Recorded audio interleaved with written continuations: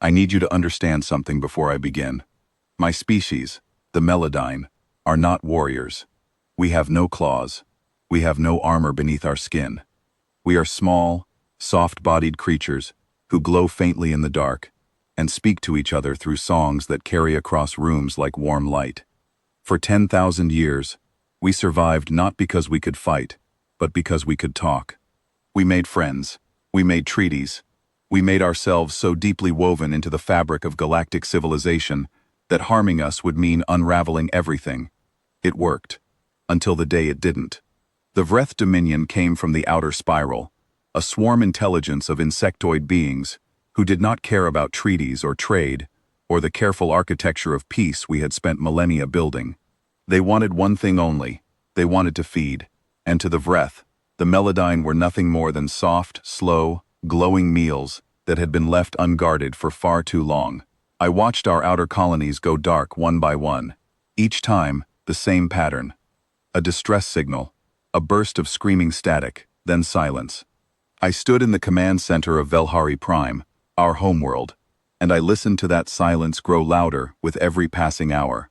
I was the fourth cantor of the Melodine Concord, a diplomat by training, a singer by nature. I had spent my entire adult life believing that the right words, spoken at the right moment, could solve anything. Now I stood in a room full of dying signals and realized that words meant nothing to something that only wanted to eat you. We called our allies. The Tereshi said they were deeply concerned and would convene a committee. The Ocelon Combine expressed their profound sympathy and promised to review the situation at their next assembly, which was scheduled for 3 months from now. The Accord of Silences, the great coalition of 300 species that was supposed to guarantee mutual protection, sent us a formal statement of condemnation against the vreth that contained 4 paragraphs of elegant language and 0 ships. No one was coming. The vreth fleet surrounded Velhari Prime on the 9th day. I could see them from the observation tower. Thousands of dark shapes hanging in orbit like a ceiling of iron closing over us. Our orbital defense grid held for 2 days, then began to fail. Generators overloaded. Shield nodes went dark. I did the math in my head and arrived at a number that made my stomach turn. We had maybe 30 hours before they broke through entirely. That night, the Council of Last Songs was called in the Hall of Resonance, our most sacred place. I walked through those ancient corridors expecting to hear the elders composing the final hymn, the death song of our species. I had already begun composing my own verse in my mind. It was a poor verse. I was too frightened to find the right notes. But when I entered the hall, Matriarch Olven was not singing. She was standing at the center of the chamber, holding a data crystal so old that its casing had turned the color of smoke. The other elders sat around her in absolute silence, which for a melodine is the equivalent of screaming. She looked at me and said 5 words, I will carry with me until the day I die. We are going to call a human. I felt my light dim. Every bioluminescent cell in my body flickered and went cold. I knew what humans were. Every child in the galaxy knew. They were the subject of whispered stories, sealed files, and a single diplomatic advisory that had been in place for over 300 years. Do not engage. Do not provoke. Do not summon. Humans were the species that had been contacted once, during the Garen contact event, and the records from that encounter had been classified at the highest level of every government in the Accord. I had read those files. I had read about creatures who treated pain as fuel, who could survive injuries that would end any other being, who formed emotional bonds with anything, and then became absolutely unstoppable in defense of those bonds.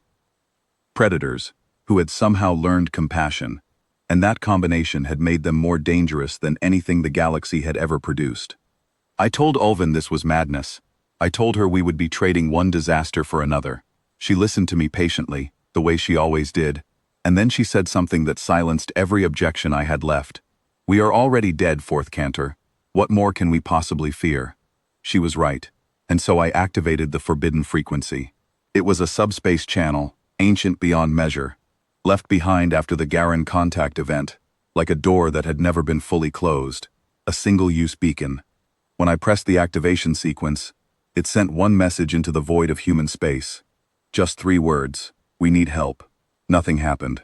No response, no signal, no acknowledgement. The hours crawled past like wounded animals, and the vreth fleet tightened its grip around our world.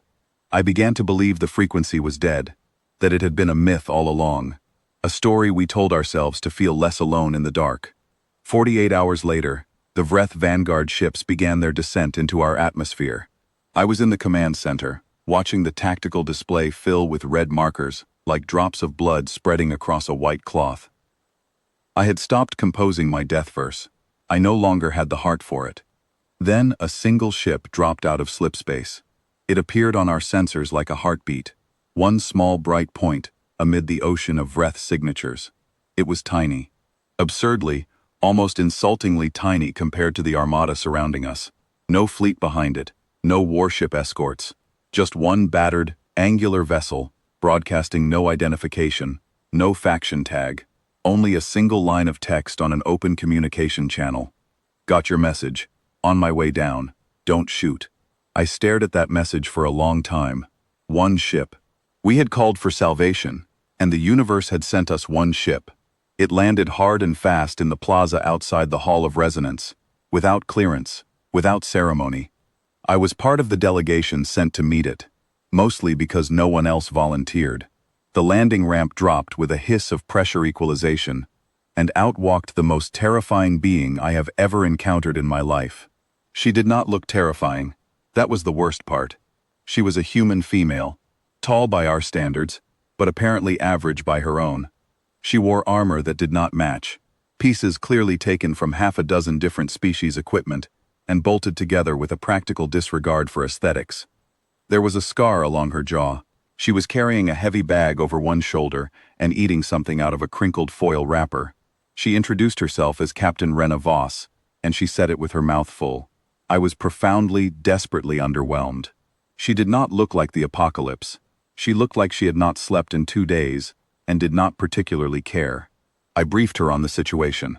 The vreth fleet, the failing shields, the billions of civilians below us who had no way to escape. She listened without interrupting, chewing her food, and when I finished, she asked me questions. Sharp, precise, deeply unsettling questions. How many ships exactly? What was their command structure? Did we have any vessels at all? Even unarmed civilian shuttles? What frequency did the vreth use for fleet coordination? I answered everything. She finished her meal, crumpled the wrapper, put it in her pocket, and said, "Okay, I can work with this. I need 3 things. Access to your communication array, every civilian shuttle you can get into the air, and someone brave enough to fly with me, volunteer only." I do not know why I raised my hand. I am not brave.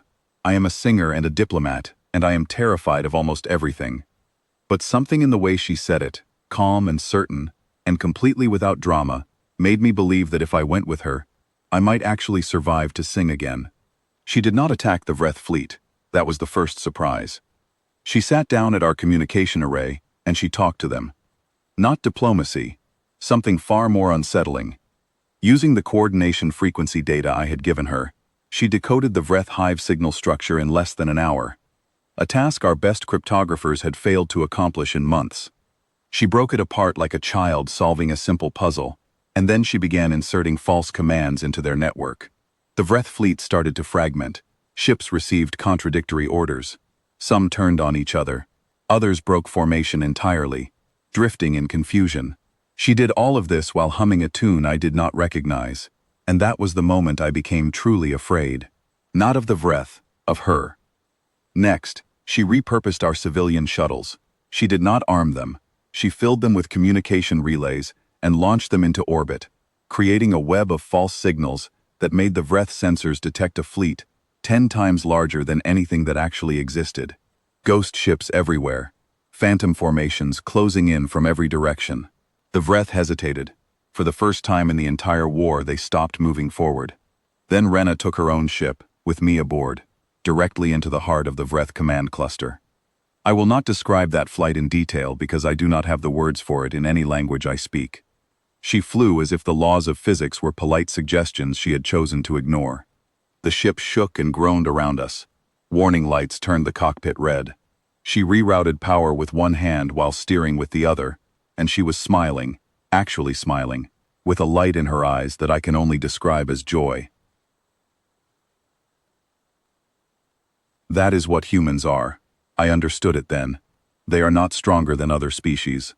They are not faster or more advanced. They are simply unbroken by fear. They feel it, acknowledge it, and then do the thing anyway. Every other species in the galaxy, when pushed far enough, freezes or runs. Humans push back harder. She identified the Vreth Hive Queen's flagship, the central nexus of their entire command intelligence. She told me to keep the engines running. Then she went aboard. Alone. I waited for 23 minutes. I heard sounds over the communication link that I will never fully forget. I heard her breathing change, heard it grow ragged and strained. She was hurt, I could tell. But she did not stop. She did not slow down. She kept going, deeper into that ship, toward the center of the swarm intelligence that controlled the entire vreth fleet. And then the vreth fleet fell apart. It happened all at once, like a puppet whose strings had been cut. Ships collided. Others spun aimlessly, their coordination gone, their purpose erased. Dozens scattered into open space, fleeing in random directions. The iron ceiling above our world shattered into 1,000 pieces and drifted away. Rena limped back to the ship 7 minutes later. She was hurt in ways I could see, and ways I suspected I could not. She sat down in the pilot's seat, set a course back to Velhari Prime, and looked at me with tired eyes. "You got any more of those medical patches?" I think something in there bit me. I gave her every medical patch we had on board. She applied them herself, one-handed, while flying us home. Velhari Prime was saved. The Vreth Dominion, severed from its Hive Queen, fractured into internal conflict and scattered. The threat did not vanish overnight, but the campaign of extermination was over. And suddenly, every species in the Accord knew what the melodine had done. They knew we had called a human. Ambassadors arrived within days. Aid flowed in. Ships were sent to patrol our borders. Everyone was asking the same question. What did the melodine promise the human in return? The answer was nothing. Rena Voss asked for nothing. I confronted her about this the morning she left. She was in the plaza, repairing her ship with tools that looked older than I was. I asked her why. Why did she come? Why did she risk her life for a species she had never met? Why did she ask for nothing in return? She did not stop working. She did not even look up. "You asked for help," she said. There was a pause. Then, quieter, almost to herself, she added, "Where I come from, that's enough." I watched her ship lift off that morning. I watched it climb through the sky we had almost lost and vanish into the bright fold of slip space. I stood there in the silence for a long time, feeling the warmth of our sun on my skin, listening to the distant sound of my people beginning to sing again. Then I went back to the Hall of Resonance. I opened the ancient file, the one that contained the forbidden frequency and the old advisory that had been in place for 300 years. I deleted the warning. In its place, I wrote something new. They will come. They will hold nothing back. Not because they owe us, not because they benefit, but because they were asked. This is what makes them the most terrifying beings in the galaxy.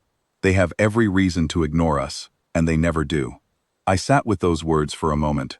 Then I added one final note, written for whichever desperate cantor may find this file in the centuries to come. When the darkness closes in, and you have exhausted every option, call them. But know this, the galaxy does not fear humans because they are monsters. The galaxy fears humans because they are kind. And there is nothing in the universe more dangerous than kindness with teeth. I saved the file. I closed the crystal case. And for the first time in weeks, I began to sing.